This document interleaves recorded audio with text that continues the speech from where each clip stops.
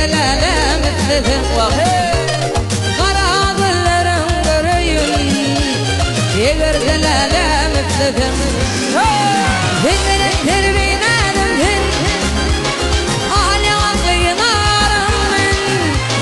Hizmenin terbinadım din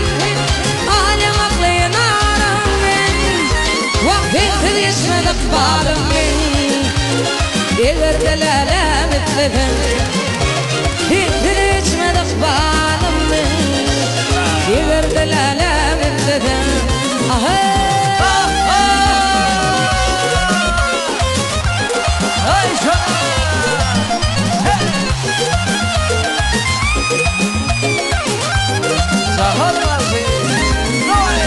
Aylandım ulum her yeri Tatmadım ellalem seni Aylandım ulum teceni Tatmadım ellalem seni Hakızanir geçen günü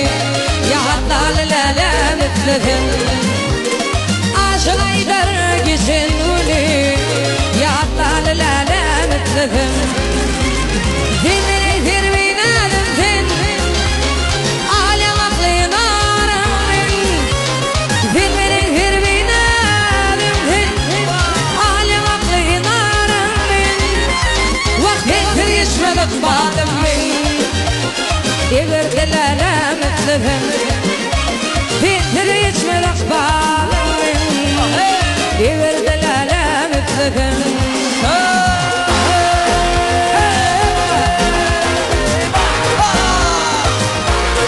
Gerek layık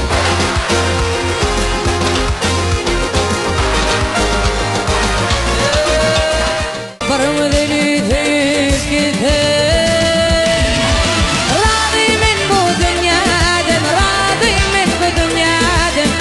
Gödeni olur,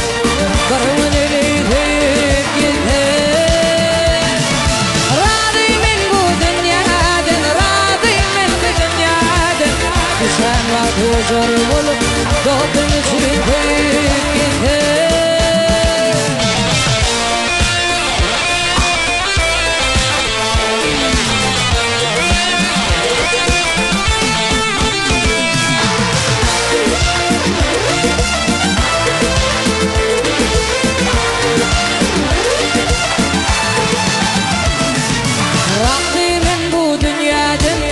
Yamanlara tüken olup yüreklerine bakıp gittim Ağır olup yaşlanıp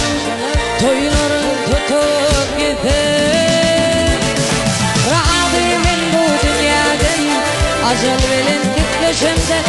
ağla derle gülüp gittim Bu dünyada artık bulmaz